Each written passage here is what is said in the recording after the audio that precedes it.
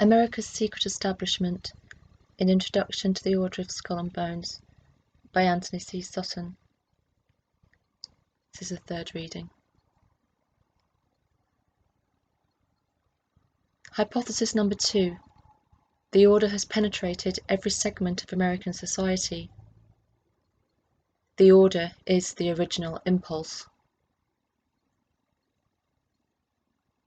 One observation is that the order gets the ball rolling in new organisations, that is, puts in the first president or chairman and the ideas, and then, when operations are rolling along, often just fades out of the picture. Among universities we can cite Cornell, where Andrew Dickson White was its first president, and Johns Hopkins, based on the German educational system, where Daniel Colt Gilman was the first president.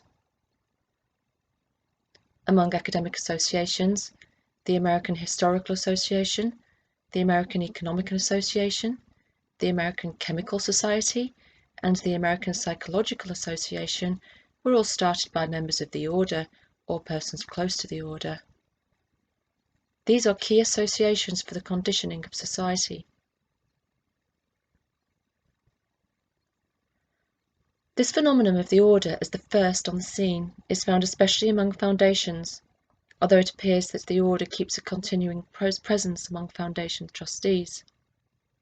It does more than just be first where money is concerned. It stays around to keep an eye on expenditures. The first president of the Carnegie Institution, 1902-5, was Daniel Coit Gilman, but other members of the order have been on Carnegie boards since the turn of the century. Gilman was on the scene for the founding of the Peabody, Slater, and Russell Sage Foundations. McGeorge Bundy was president of the Ford Foundation from 1966 to 79. The first chairman of an influential but almost unknown organisation, established in 1910, was also a member of the order. In 1920, Theodore Marburg founded the American Society for the Judicial Settlement of International Disputes, but Marburg was only president. The first chairman was member William Howard Taft. The society was the forerunner of the League to Enforce Peace, which developed into the League of Nations concept and ultimately into the United Nations. In United Nations we find, for example, that Archibald MacLeish was the brains behind the constitution of the UNESCO organisation. We find the same first on the scene phenomenon in think tanks in 1960. James Jeremiah Wadsworth set up the Peace Research Institute. In 1963 this was merged to become the Institute for Policy Studies, along with Marcus Rashkin, who had been National Security Council aide to McGeorge Bundy, a very active member of the order.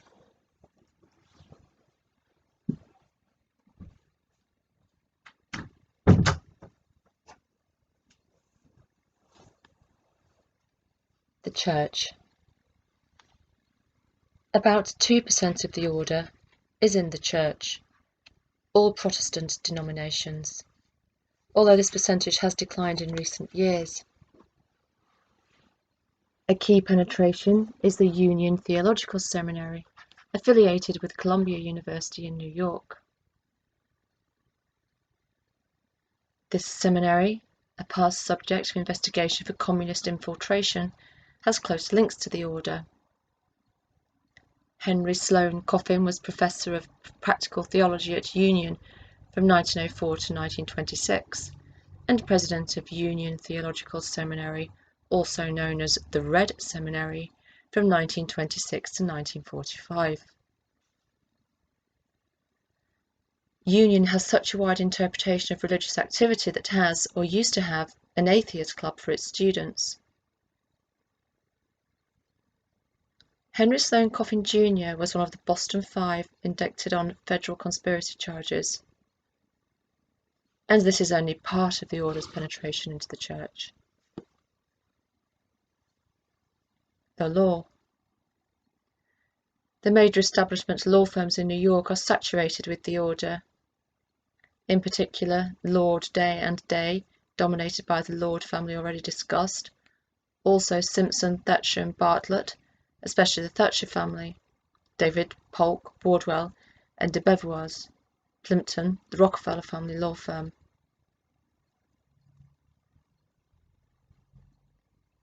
Communications. There has been a significant penetration into communications. Some examples are Henry Luker of Time Life, William Buckley of the National Review, and Alfred Cowles, president of Cowles Communications, Des Moines Register, Minneapolis Star. Emmett Bates of Lytton Educational Systems, plus Richard Eli Danielson of Atlantic Monthly, Russell Wheeler Davenport, Fortune, and John Chippen Farrar of Farrar Straus Publishers. The most prestigious award in journalism is a Nieman Fellowship at Harvard University. Over 300 were granted from 1937 to 68.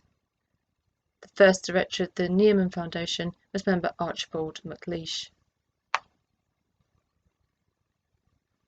Industry. The oil companies have their links to the order. Members Percy Rockefeller, the Paynes, the Pratts, all linked to Standard Oil. Shell Oil, Creole Petroleum, and Saucony Vacuum also link. A wide variety of manufacturing firms have members in the order, from the Donnelly family in Chicago, printers of the official airline guide and other references. Lumber companies like Weyerhaeuser, who is also a trilateralist, Dresser Industries, and so on. The Federal Reserve. A dozen members can be linked to the Federal Reserve, but one appointment is noteworthy, Pierre J., whose only claim to fame in 1913 was to run a private school and be an obscure vice president of Manhattan Bank, yet he became first chairman of the New York Federal Reserve, the really significant reserve bank. The White House politics and government. This is the area where the order has made headway, with names like Taft, Bush, Stimson, Chaffee, Lovett, Whitney, Bundy, and so on. It will take a separate volume to cover this story, and in Memorandum 9 we will describe just one example, the Bundy operation.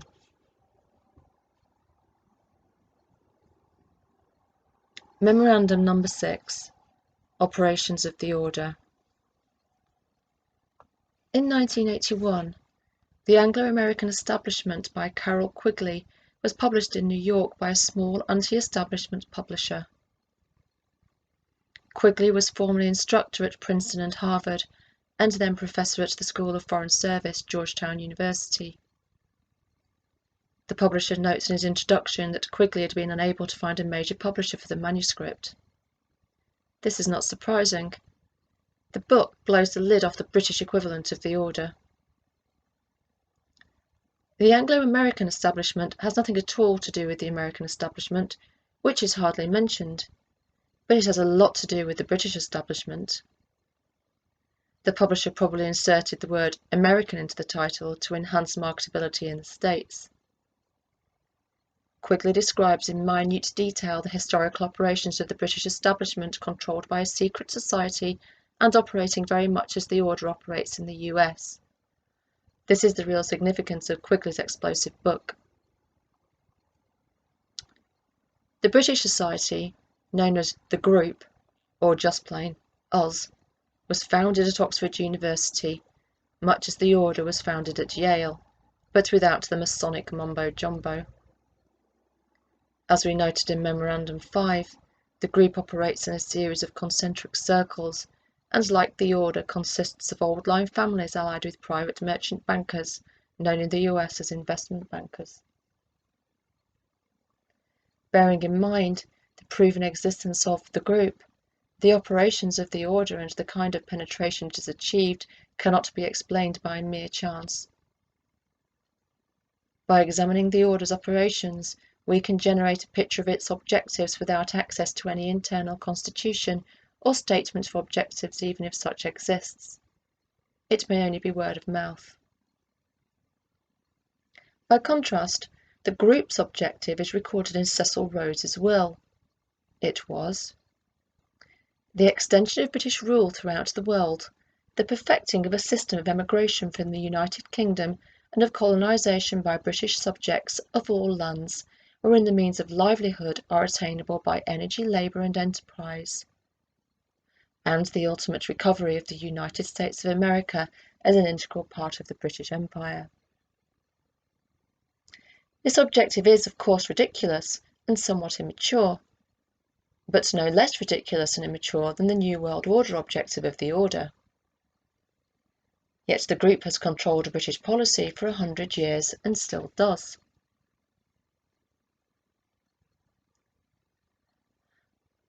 Both the group and the Order have been created by Anglophiles who want to pattern the world as a Hegelian Anglo-hybrid culture, where the Latins, the Slavs and the Sino-races fit is not considered, but clearly these cultures will be disinclined to become pawns of either the British Empire or New England Yankees.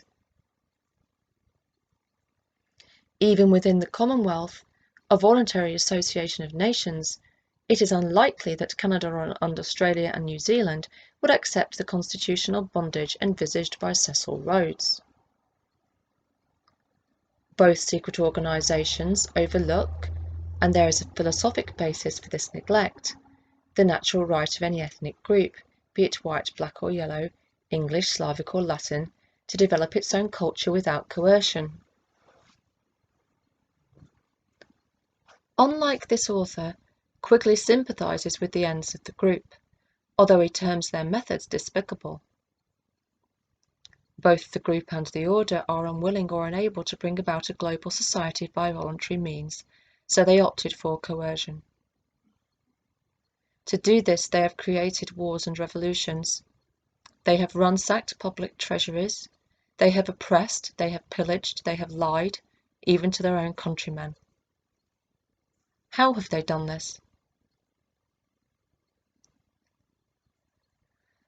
The activities of the Order are directed towards changing our society, changing the world, to bring about a new world order.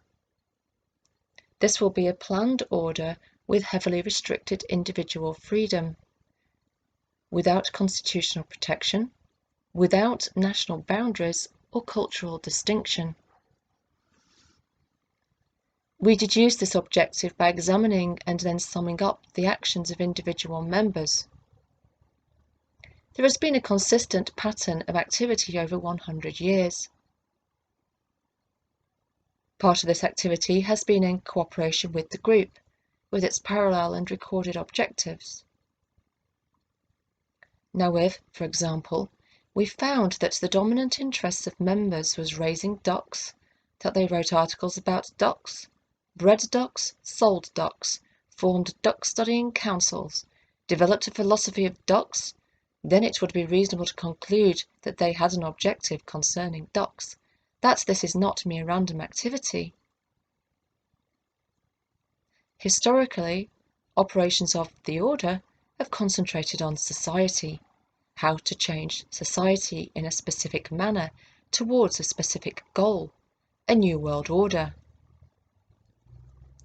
We know the elements in society that will have to be changed in order to bring about this new world order.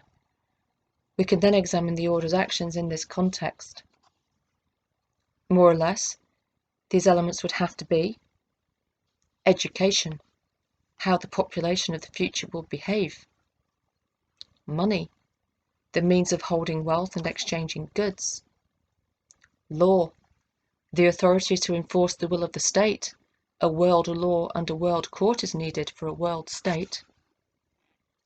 Politics, the direction of the state; economy, the creation of wealth; history, what people believe happened in the past; psychology, the means of controlling how people think; philanthropy, so that people think well of the controllers; medicine, the power over health, life and death; religion, people's spiritual beliefs, the spur to action for many; media, what people know and learn about current events; continuity, the power to appoint who follows in your footsteps.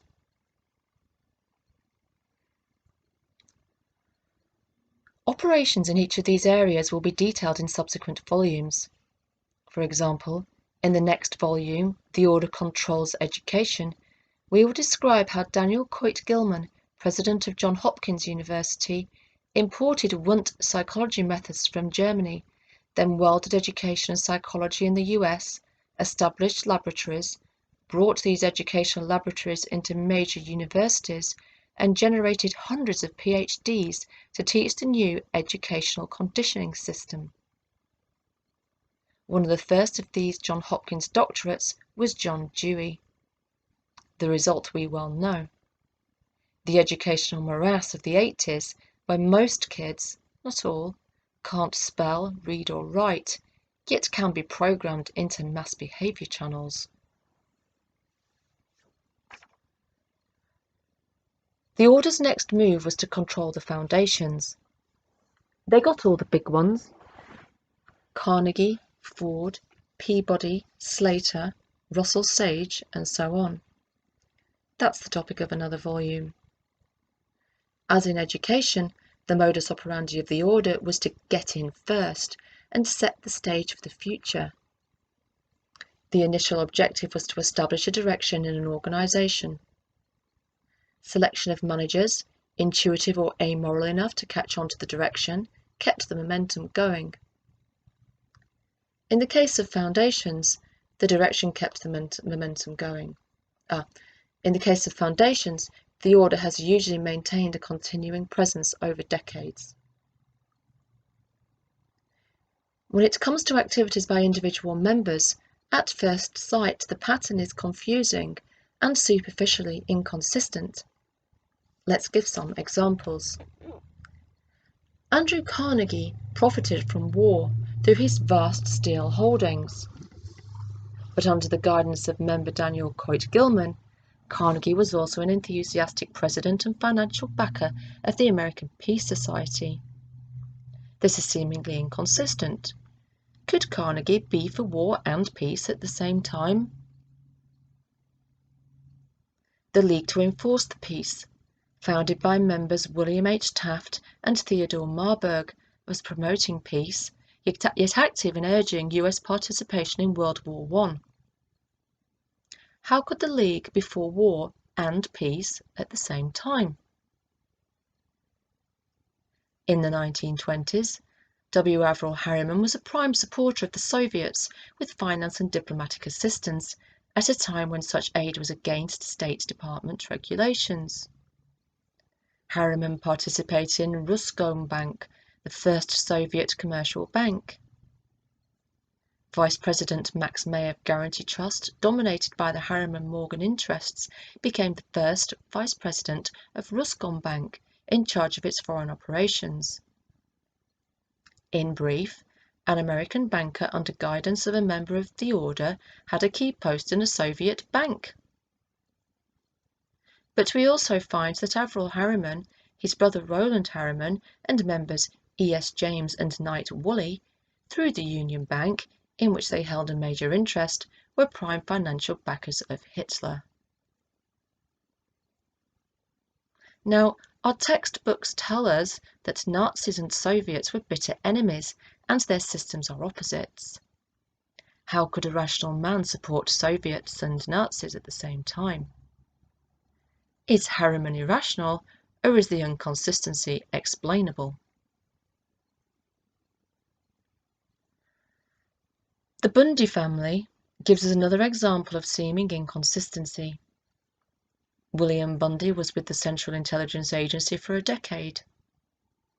McGeorge Bundy was National Security Assistant to Presidents Kennedy and Johnson. So the Bundys presumably support US-European policy which is pro-NATO. Yet the Bundys have been linked to activities and organisations which are anti-NATO and indeed pro-Marxist, for example, the Institute for Policy Studies. Are the Bundys inconsistent?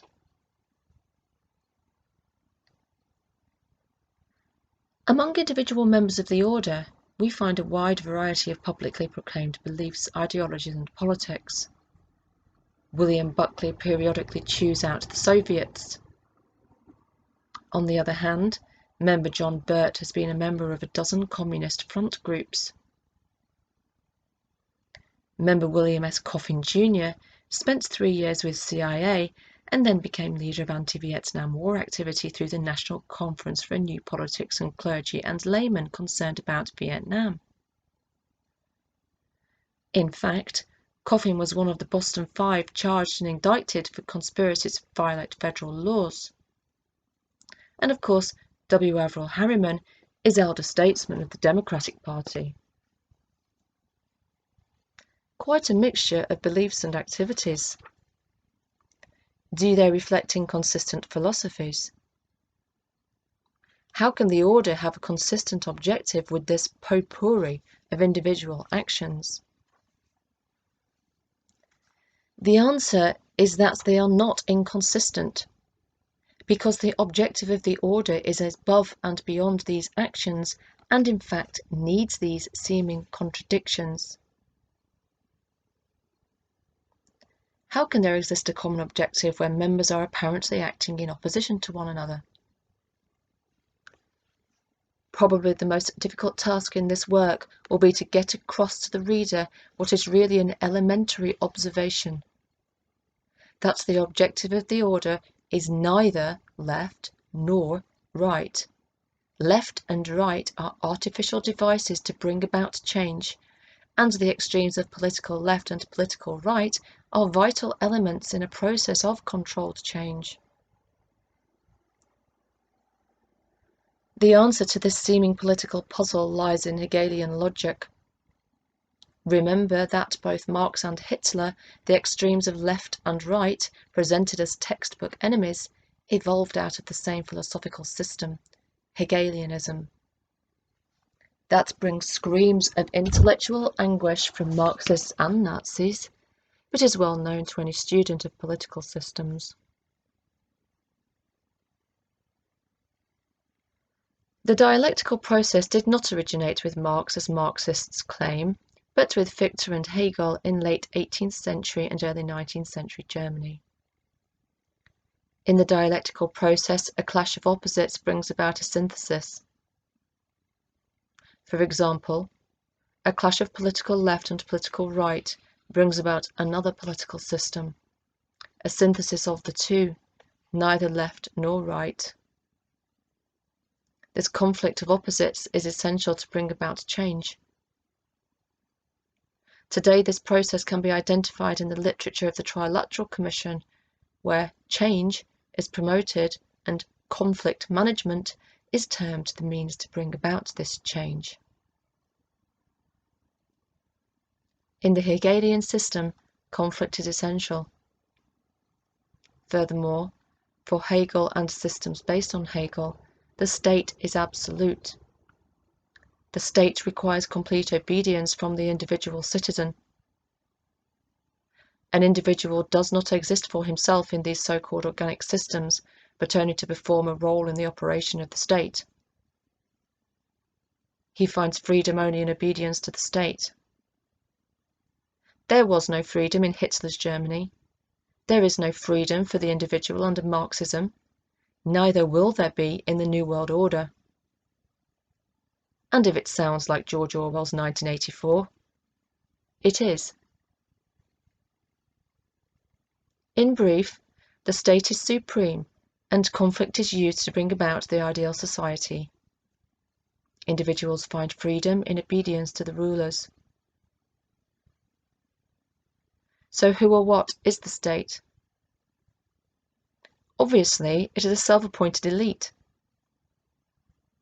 It is interesting that Fichte, who developed these ideas before Hegel, was a Freemason, almost certainly Illuminati, and certainly was promoted by the Illuminati.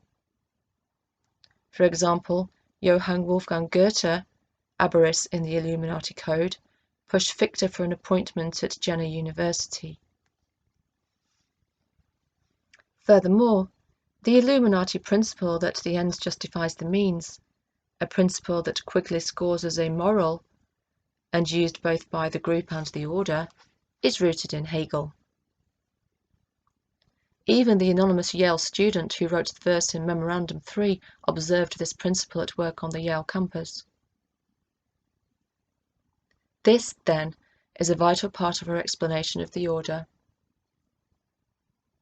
When its co-founder William Russell was in Germany in 1831-2, there was no way he could have avoided Hegelian theory and discussion.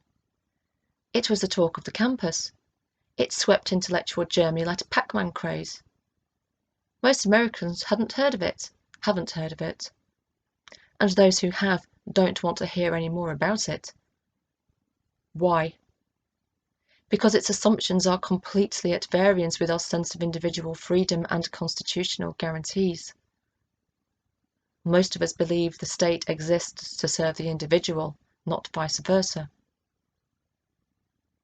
The order believes the opposite to most of us. That is crucial to understanding what they are about. So any discussion between left and right, while essential to promote change, is never allowed to develop into a discussion along the lines of Jeffersonian democracy, that is, the best government is least government. The discussion and the funding is always towards more state power, use of state power, and away from individual rights.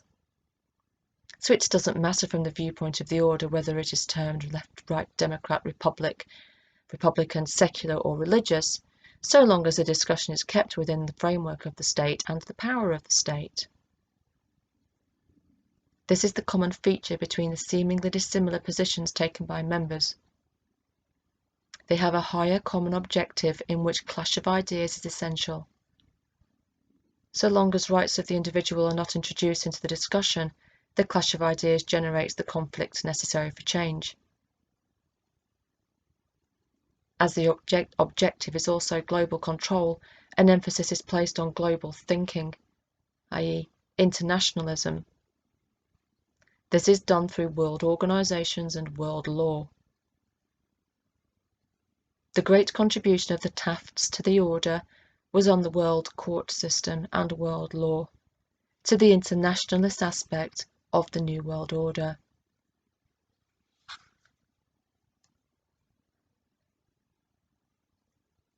Memorandum number 7. How the order relates to the Council on Foreign Relations, Trilateral Commission, and similar organizations. Organizations like the Council on Foreign Relations, CFR, do not fit the requirements for a conspiracy. They are simply too large, and their membership is not secret. The membership list for the order has never surfaced until now.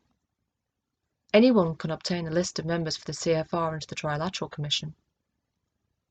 Also, too many people are included as members in these organizations who are just not given to membership in conspiratorial groups.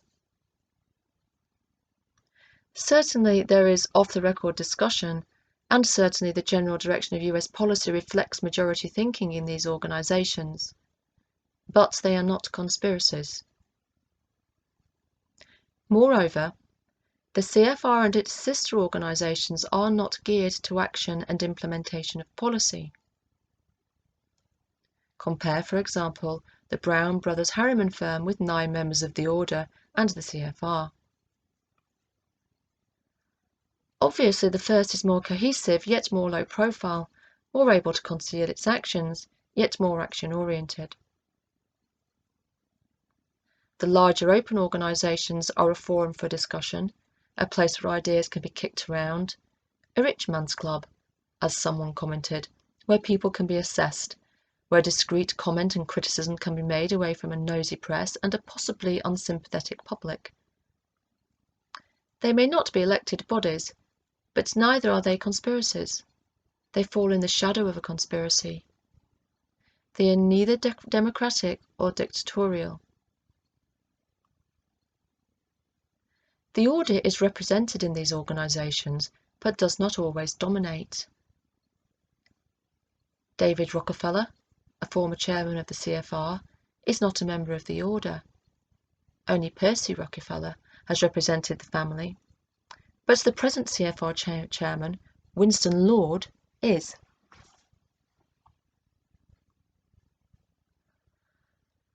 We can represent the relationship between the order and the large groups as a series of concentric circles. The CFR, etc., form an outer circle, that is, a penumbra. They exist in a shadow cast by an inner organisation. It is this inner organisation that needs to be surfaced. The order is the inner circle, and chapter 322 is a part of this inner circle, because it is unlikely chapter 322 is the only chapter in the US. We suspect, but cannot yet prove, at least one other. And then he has a diagram with these concentric circles. And, so we have the inner core, an outer circle, the penumbra of the order itself. And sort of this in turn influences certain other groups, including the Council on Foreign Relations, the Trilateral Commission, Pilgrim Society, Bohemian Club, Atlantic Council, and Bilderbergers.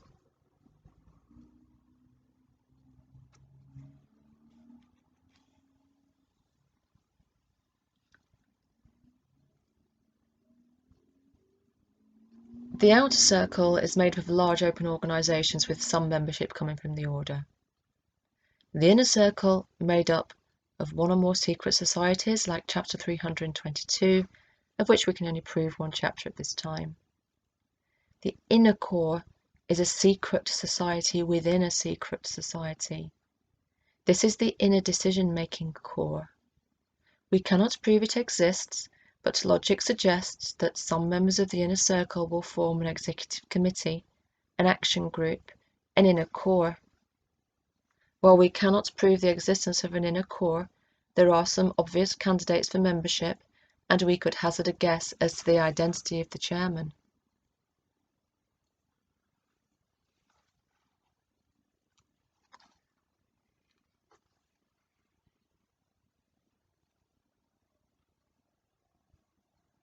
Okay, now there's quite lengthy descriptions of the outer circle, starting with the Council of Foreign Relations, which has about 2,500 members. The Trilateral Commission has 200 worldwide, 70 of which are in the United States. The CFR dates from 1922, the Pilgrims from 1900, the Trilateral from 1973, the Bilderbergers since the 1950s. The following are members of the Order and the Council of Foreign Relations: Jonathan Bingman, Congressman; William F. Buckley, Editor of the National Review and the Order's House Conservative; McGeorge Bundy, Foundation Executive; William Bundy, the CIA; George Herbert Walker Bush, President of the United States. The makeup of the CFR reflects its purpose as a meeting ground and a discussion forum. It consists mainly of government officials, industrialists, and academics. The order has a distinctly different makeup: more lawyers and a wider variety of declared occupations, with far fewer industrialists. The Trilateral Commission was founded in 1973 by David Rockefeller and comprises 200 members worldwide, of whom about 77 are American. There is no overlap among memberships. For example, lumber industrialist Frederick Weyerhaeuser was in the order, but his son is in the Trilateral Commission and not the order. Similarly, Robert Taft Jr. is in the Trilateral Commission but not the order, even though the order was co-founded by his great-grandfather, and 8 Tafts have been members. The link is elusive. Conceivably, there may not be a link. The Trilateral Commission is not a conspiracy. Its membership list is completely public. It just takes a postage stamp to get one. It publishes dozens of booklets. It is completely above ground. In fact, this author has openly debated with George Franklin Jr., coordinator of the Trilateral Commission, on the radio. Mr. Franklin did show a rather ill-concealed dislike for the assault on his pet global New World Order, and made the mistake of attempting to disguise its objective. But if agent hostility do not constitute conspiracy, Conspirators just do not appear on radio shows to debate their objectives. Temporarily, the following facts should be held in mind. J. Richard Dilworth, at room 3600 Rockefeller Plaza, and the Rockefeller Family Associates Chief Financial and Administrative Officer, is a member of the order. Percy Rockefeller was a member of the order, but no other Rockefeller name is on the list. It may be that the Trilateral Commission will prove to be a purely David Rockefeller personal endeavour rather than a broader establishment vehicle. However, trilateral purposes, as portrayed in the literature, are almost identical to that of the order. It may be a vehicle to attain an interim goal, i.e. 3 regional groupings. In this case, J. Richardson Dilworth is the conduit and liaison. Bilderbergers. So far we can trace only William F. Buckley as a member of the Bilderbergers and the order.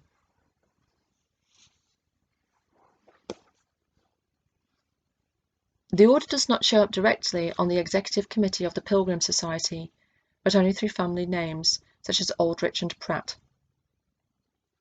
The Pilgrim Society is probably a rather harmless social club using its annual dinners to cement ties between the British and American establishment. The Inner Circle. Chapter 322 of the Order differs from the CFR, the Trilateral Commission, and similar organisations in that it is truly a secret society. Its purposes and membership are not disclosed. It is paranoid about secrecy and in covering its trail. The circumstances that surround the founding of Scroll and Key in the 1850s suggest this secret society may in fact be Chapter 323, but this is pure speculation. So we have 2 secret societies that differ extensively from the CFR, trilaterals and others, and which can be seen as making up an inner circle. Even this inner circle is too large for decision-making. No doubt it includes many active or just plain board members, even many who have forgotten they were ever initiated, and who might be shocked to read in this book that they belong to a subversive organisation. So logically there is a secret society within the secret society. Again, we cannot prove it, but it's a logical deduction. This would be an executive committee that controls finances and makes basic decisions. Another important distinction between the outer core and the inner circle is in funding.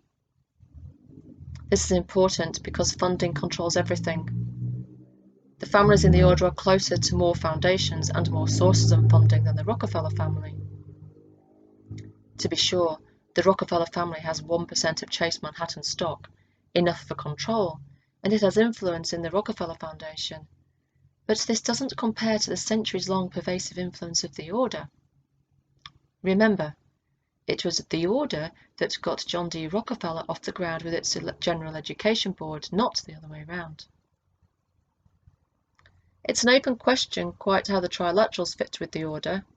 It may be the internal aspect of the order, it may be a Rockefeller-dominated group. Many of these old-line families see the Rockefellers as upstarts, as nouveau riche, not quite on the outside looking in, but definitely not socially acceptable without some reservations. Except for their money, of course. Anyone who heard Nelson Rockefeller speak and compared his syntax to the polished charm of a Boston Brahmin will understand. There's a New England saying that the Lowells only talk to the Cabots and the Cabots only talk to God. The Rockefellers are just not in this league.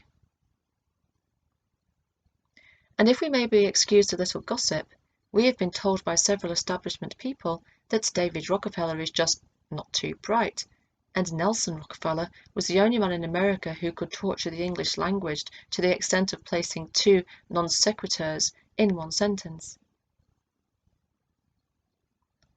If we were to look back to 1983, from the year 2083, it could be that the Rockefellers will have followed in the footsteps of the Carnegies and the Morgans.